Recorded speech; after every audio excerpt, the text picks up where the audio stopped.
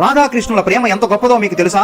ఒక రోజు రాత్రి ఎంతసేపైనా శ్రీకృష్ణుడు నిద్రపోకుండా మెలకువగా ఉండడాన్ని గమనించిన రుక్మిణీదేవి, మీరు ఇప్పటి వరకు ఎందుకు నిద్రపోలేదు స్వామి అంటూ శ్రీకృష్ణుడిని ప్రశ్నించింది. ప్రతిరోజు రాధాదేవి నిద్రపోవడానికి ముందు రాధాదేవికి పాలు తాగే అలవాటు ఉందని, ఈ రోజు ఆమెకి ఎవరూ పాలు ఇవ్వలేదు కాబట్టి రాధాదేవికి నిద్ర పట్టలేదని, అందుకే నాకు కూడా నిద్ర పట్టలేదంటూ శ్రీకృష్ణుడు రుక్మిణీదేవికి బదిలిచ్చాడు. ఈ విషయం విన్న వెంటనే రుక్మిణీదేవి వేడి వేడి పాలని తీసుకువెళ్లి రాధాదేవికి ఇచ్చింది. శ్రీకృష్ణుడి నామస్మరణలో ఉన్న రాధాదేవి ఆ వేడి పాలను గమనించకుండా అలానే తాగేసింది. ఆ తర్వాత అక్కడి నుండి తన మందిరానికి వచ్చిన రుక్మిణీదేవి రాధాదేవికి పాలు ఇచ్చి వచ్చిన విషయం శ్రీకృష్ణుడికి చెప్పి శ్రీకృష్ణుడి పాదాలను ఒత్తడం ప్రారంభించింది. శ్రీకృష్ణుడి పాదాలకు బొబ్బలు ఎక్కువగా ఉండడం గమనించి, మీ పాదాలు ఎందుకు ఇలా అయ్యాయి అంటూ శ్రీకృష్ణుడిని కోపంగా రుక్మిణీదేవి ప్రశ్నించింది. అప్పుడు శ్రీకృష్ణుడు ఇలా చెప్పాడు, ధ్యానంలో ఉన్న రాధాదేవి నన్నే స్మరిస్తూ నా పాదాలను పూజిస్తూ భక్తి పరవశంలో మునిగిపోయి నీవు ఇచ్చిన వేడి వేడి పాలను అలానే రాధాదేవి తాగడంతో అవి నా పాదాలను తాకడం వల్ల ఆ వేడికి నా పాదాలు బొబ్బలెక్కాయి అని శ్రీకృష్ణుడు బదిలిచ్చాడు. అందరూ జై శ్రీకృష్ణ అని కామెంట్ చేయండి.